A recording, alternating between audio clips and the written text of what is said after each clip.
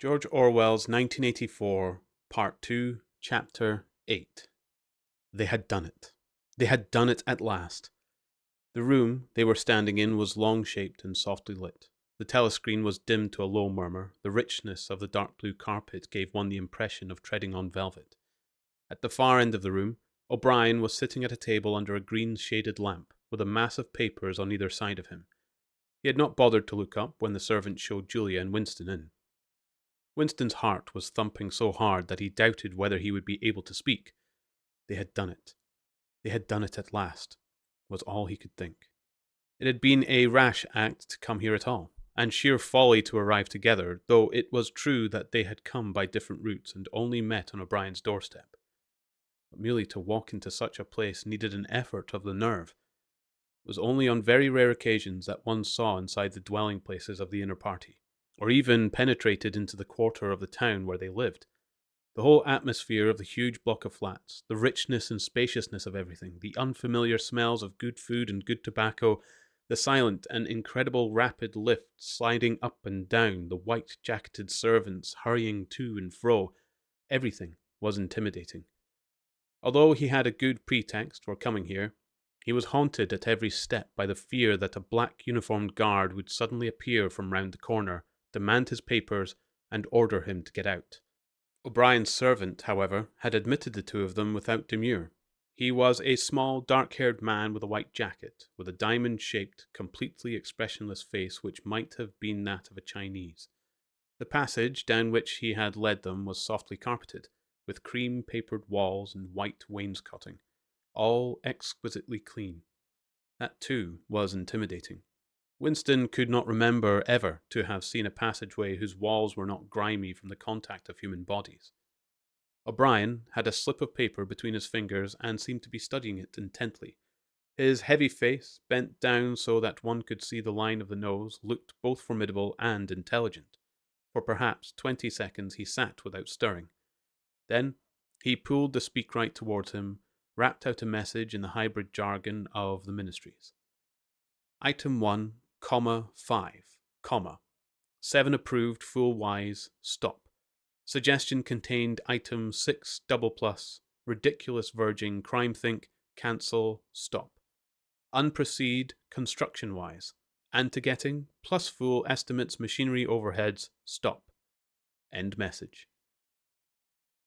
He rose deliberately from his chair and came towards them across the soundless carpet.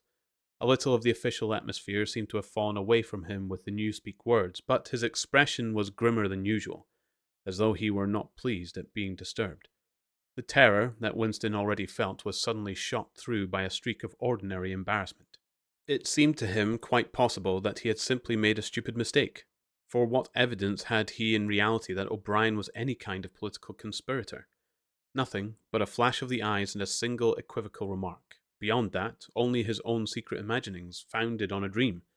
He could not even fall back on the pretense that he had come to borrow the dictionary, because in that case Julia's presence was impossible to explain. As O'Brien passed the telescreen, a thought seemed to strike him. He stopped, turned aside, and pressed a switch on the wall. There was a sharp snap. The voice had stopped. Julia uttered a tiny sound, a sort of squeak of surprise. Even in the midst of his panic, Winston was too much taken aback to be able to hold his tongue. "You can turn it off," he said. "Yes," said O'Brien. "We can turn it off. We have that privilege." He was opposite them now. His solid form towered over the pair of them, and the expression on his face was still indecipherable. He was waiting, somewhat sternly, for Winston to speak. But about what? Even now, it was quite conceivable that he was simply a busy man wondering irritably why he had been interrupted. Nobody spoke. After the stopping of the telescreen, the room seemed deadly silent. The seconds marched past, enormous. With difficulty, Winston continued to keep his eyes fixed on O'Brien's. Then suddenly the grim face broke down into what might have been the beginnings of a smile. With his characteristic gesture, O'Brien resettled his spectacles on his nose. "Shall I say it, or will you?" he said. "I will say it," said Winston promptly. "That thing is really turned off?" "Yes, everything is turned off. We are alone." We have come here because... He paused, realizing for the first time the vagueness of his own motives. Since he did not in fact know what kind of help he expected from O'Brien, it was not easy to say why he had come here. He went on, conscious that what he was saying must sound both feeble and pretentious. We believe that there is some kind of conspiracy, some kind of secret organization working against the party, and that you are involved in it. We want to join it and work for it. We are enemies of the party. We disbelieve in the principles of Ingsoc. We are thought criminals. We are also adulterers. I tell you this because we want to put ourselves at your mercy. If you want us to incriminate ourselves in any other way, we are ready. He stopped and glanced over his shoulder, with the feeling that the door was opened. Sure enough, the little yellow-faced servant had come in without knocking.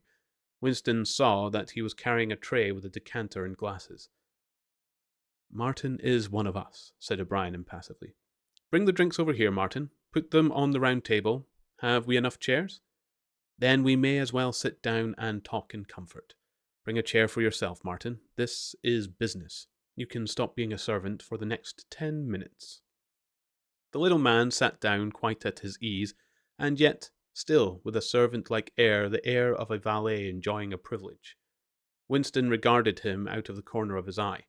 It struck him that the man's whole life was playing a part, and that he felt it to be dangerous to drop his assumed personality even for a moment.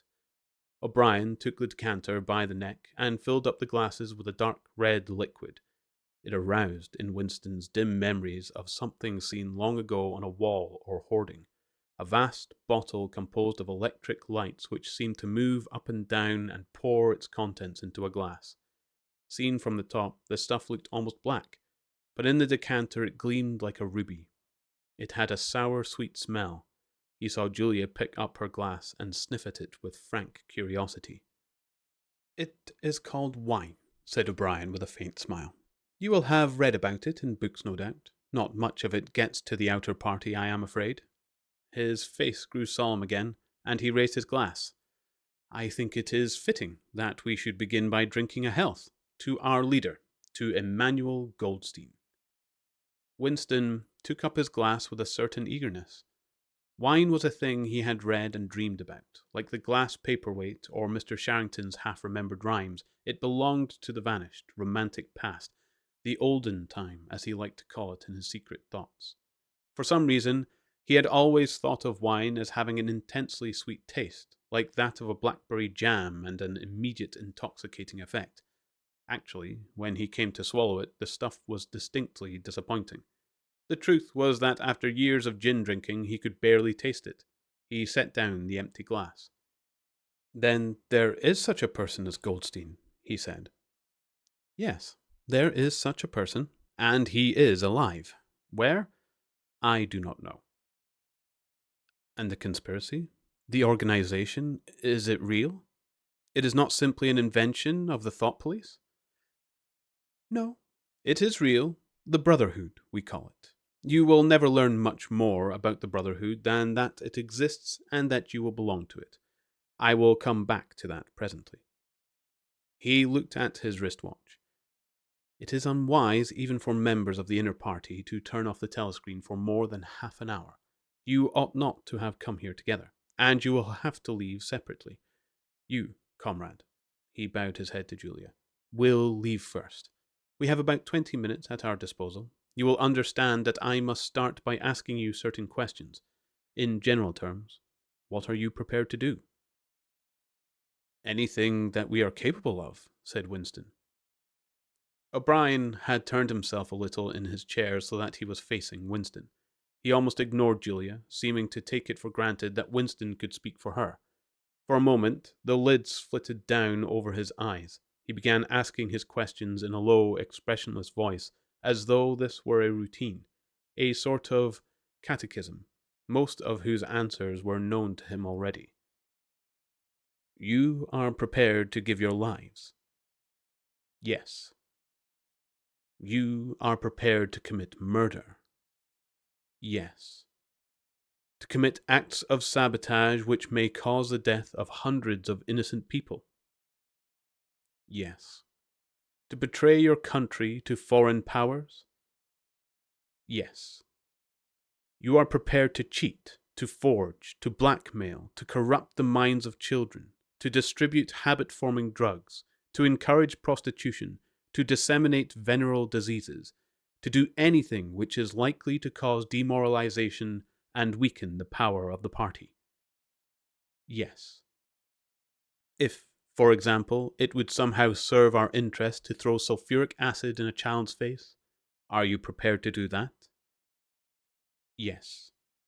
You are prepared to lose your identity and live out the rest of your lives as a waiter or a dock worker? Yes. You are prepared to commit suicide if and when we order you to do so? Yes. You are prepared, the two of you, to separate and never see one another again? No, broke in Julia. It appeared to Winston that a long time passed before he answered. For a moment he seemed even to have been deprived of the power of speech. His tongue worked soundlessly, forming the opening syllables first of one word, then of the other, over and over again.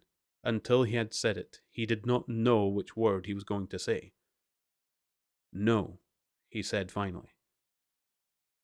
You did well to tell me, said O'Brien. It is necessary for us to know everything. He turned himself toward Julia, and added in a voice with somewhat more expression in it. Do you understand that even if he survives, it may be as a different person? We may be obliged to give him a new identity. His face, his movements, the shape of his hands, the color of his hair, even his voice would be different. And you yourself might have become a different person. Our surgeons can alter people beyond recognition. Sometimes it is necessary. Sometimes we even amputate a limb. Winston could not help snatching another sidelong glance at Martin's Mongolian face. There were no scars that he could see. Julia had turned a shade paler, so that her freckles were showing, but she faced O'Brien boldly. She murmured something that seemed to be assent. Good. Then that is settled. There was a silver box of cigarettes on the table. With a rather absent-minded air, O'Brien pushed them towards the others, took one himself, then stood up and began to pace slowly to and fro, as though he could think better standing. They were very good cigarettes, very thick and well packed, with an unfamiliar silkiness in the paper. O'Brien looked at his wristwatch again. You had better go back to your pantry, Martin, he said. I shall switch on in a quarter of an hour. Take a good look at these comrades' faces before you go. You will be seeing them again. I may not. Exactly as they had done at the front door, the little man's dark eyes flickered over their faces. There was not a trace of friendliness in his manner. He was memorizing their appearance, but he felt no interest in them, or appeared to feel none. It occurred to Winston that a synthetic face was perhaps incapable of changing its expression. Without speaking, or giving any kind of salutation, Martin went out, closing the door silently behind him. O'Brien was strolling up and down, one hand in the pocket of his black overalls, the other holding his cigarette. You understand, he said, that you will be fighting in the dark.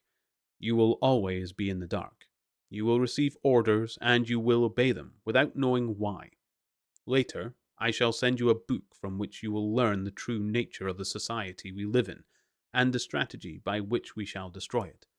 When you have read the book, you will be full members of the Brotherhood. But between the general aims that we are fighting for and the immediate tasks of the moment, you will never know anything. I tell you that the Brotherhood exists, but I cannot tell you whether it numbers 100 members or 10 million. From your personal knowledge, you will never be able to say that it numbers even as many as a dozen. You will have 3 or 4 contacts, who will be renewed from time to time as they disappear. As this was your first contact, it will be preserved. When you receive orders, they will come from me. If we find it necessary to communicate with you, it will be through Martin.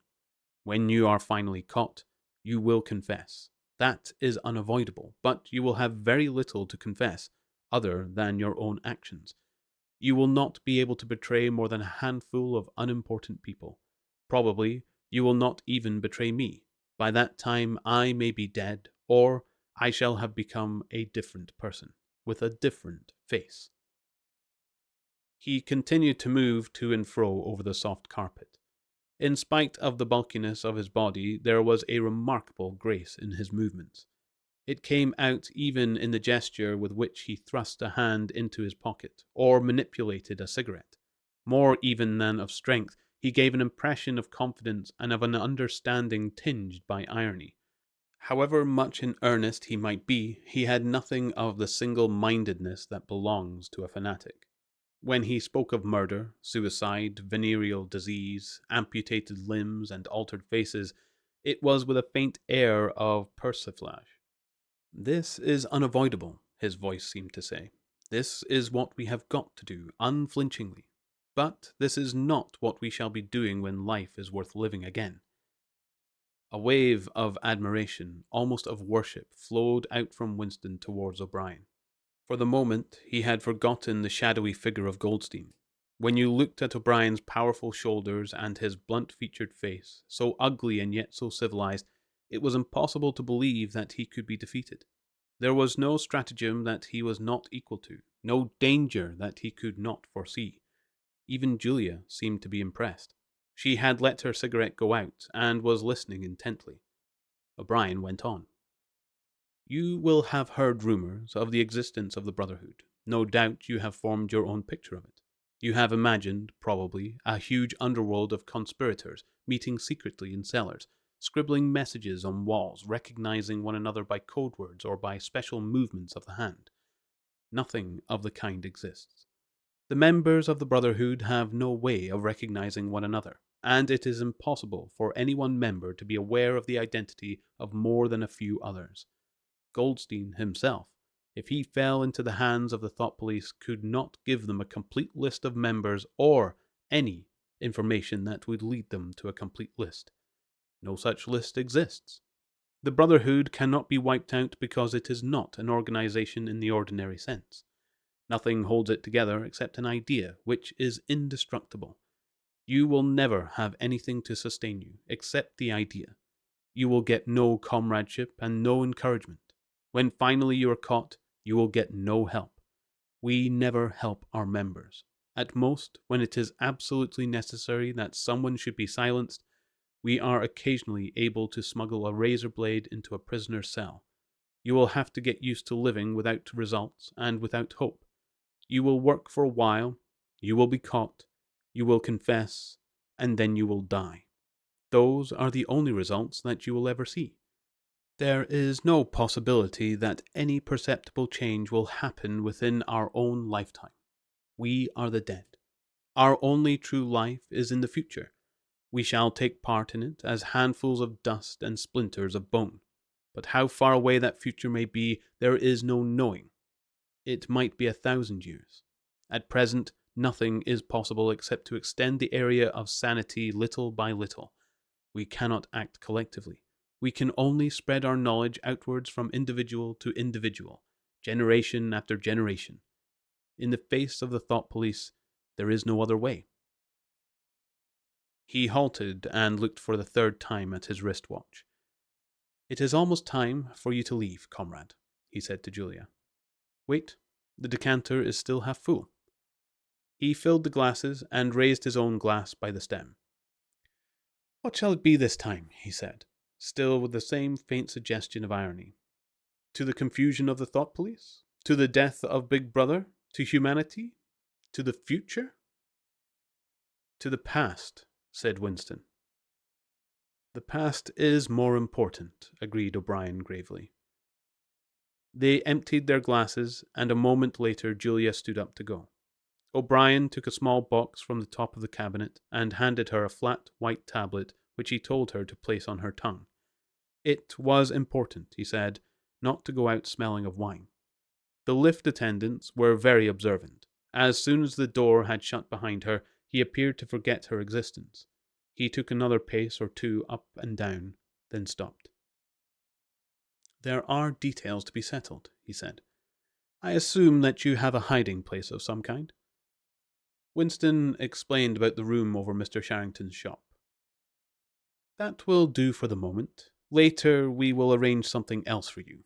It is important to change one's hiding place frequently. Meanwhile, I shall send you a copy of the book. Even O'Brien, Winston noticed, seemed to pronounce the words as though they were in italics. Goldstein's book, you understand, as soon as possible. It may be some days before I can get hold of one. There are not many in existence, as you can imagine. The thought police hunt them down and destroy them almost as fast as we can produce them. It makes very little difference. The book is indestructible. If the last copy were gone, we could reproduce it almost word for word. Do you carry a briefcase to work with you? He added. As a rule, yes. What is it like? Black, very shabby, with 2 straps. Black, 2 straps, very shabby. Good. One day, in the fairly near future, I cannot give a date, one of the messages among your morning's work will contain a misprinted word, and you will have to ask for a repeat. On the following day, you will go to work without your briefcase. At some time during the day, in the street, a man will touch you on the arm and say, "I think you have dropped your briefcase." The one he gives you will contain a copy of Goldstein's book. You will return it within 14 days. They were silent for a moment. "There are a couple of minutes before you need to go," said O'Brien. "We shall meet again, if we do meet again." Winston looked up at him. "In the place where there is no darkness," he said hesitantly. O'Brien nodded without appearance of surprise. "In the place where there is no darkness," he said, as though he had recognized the allusion. "And in the meantime, is there anything that you wish to say before you leave? Any message? Any question?" Winston thought. There did not seem to be any further question that he wanted to ask. Still less did he feel any impulse to utter high-sounding generalities. Instead of anything directly connected with O'Brien or the Brotherhood, there came into his mind a sort of composite picture of the dark bedroom where his mother had spent her last days, and the little room over Mr. Sharrington's shop, and the glass paperweight, and the steel engraving in its rosewood frame. Almost at random he said, "Did you ever happen to hear an old rhyme that begins, 'Oranges and lemons say the bells of St. Clement's'?" Again, O'Brien nodded. With a sort of grave courtesy, he completed the stanza. "Oranges and lemons, say the bells of St. Clement's. You owe me 3 farthings, say the bells of St. Martin's. When will you pay me, say the bells of Old Bailey. When I grow rich, say the bells of Shoreditch." "You knew the last line," said Winston. "Yes, I knew the last line. And now I am afraid it is time for you to go. But wait. You had better let me give you one of these tablets." As Winston stood up, O'Brien held out a hand. His powerful grip crushed the bones of Winston's palm. At the door, Winston looked back, but O'Brien seemed already to be in the process of putting him out of mind. He was waiting with his hand on the switch that controlled the telescreen. Beyond him, Winston could see the writing table with its green-shaded lamp and the speakwrite and the wire baskets deep laden with papers. The incident was closed. Within 30 seconds, it occurred to him O'Brien would be back at his interrupted and important work on behalf of the party.